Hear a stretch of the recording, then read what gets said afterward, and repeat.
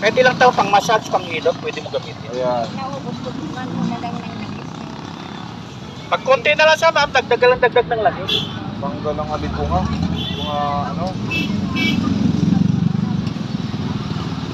Mga pasma, manhid, ngalay, kumikirot, pawisin ng kamay, pawisin ng paa. Kabila, akin naman, kabila po ma'am. Dali ma'am, dali lang. Ito ma'am, aplasan mo sa padiin ma'am ha, huwag mong pabalik-balik ng pag-aplas. Isang beses lang daw ang pag-aplas. Nagtitinda na namin dyan, doon ako ma'am. Dito, pumunta kayo dito sa may tapat ng Nagtitinda ng kakanin dyan. Winmart. Ng grocery.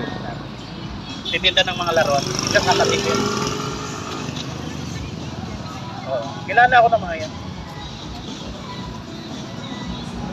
Ilang ano ba na wala? Ma'am? Alin ma'am? Makapagsinala ko yan sa Saan ma'am? Ma'am, nagdi-deliver kami sa order ma'am. Ma'am, tsaka ano, Jerusalem. Nag-export pa si Kuya. Marami po nang kumukuha niyan ma'am.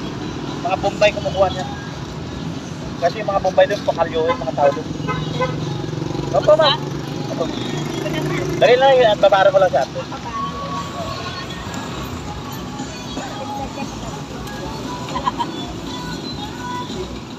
Pag kayo gagamit ma'am, bulak lang ma'am, para tipid po kayo. Kasi pag ilagay nyo sa planggana kagad yan ma'am, maubos kagad yan. Dito, 3 takip lang, okay na po. Mamamad lang yan. Sir? Mamamad lang. Apo sir, babad nyo lang sir, 1 minuto, wala na kayong kalyo. Kahit gaano kapal kalyo nyo sir, tanggalin natin. Tanggal ang kalyo. Lalo na yung mga nagbibiyak-biyak. May kulo po ka sir, tanggalin natin, libre lang po. Mga wart sa leg, tanggalin natin. Pag bumili kayo sir, may 50, may 100 yung may ugat. Mura lang. Bumili na kayo. Ano ba ito kaya? Asunting po sir, tawag sa amin sa Iloilo, sa Tagalog, Acapulco. Acapulco. Ugat ng Acapulco. Oh, nice. Hindi kasi Iloilo. Ha? Ugat ng Acapulco ng kahoy. Sino nga ito? Maraming alagad dati.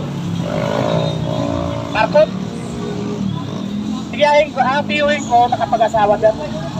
Kapatid ni Parcon, yung mayor dati. Yung matanda dati, yung mayor. Agad yan.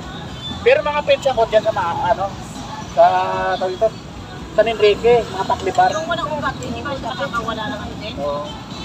Gamot mo yan. Mga taklibar. Vice mayor nga dyan, pensya ko, Julio. Right, kasi natatakot ako pag sa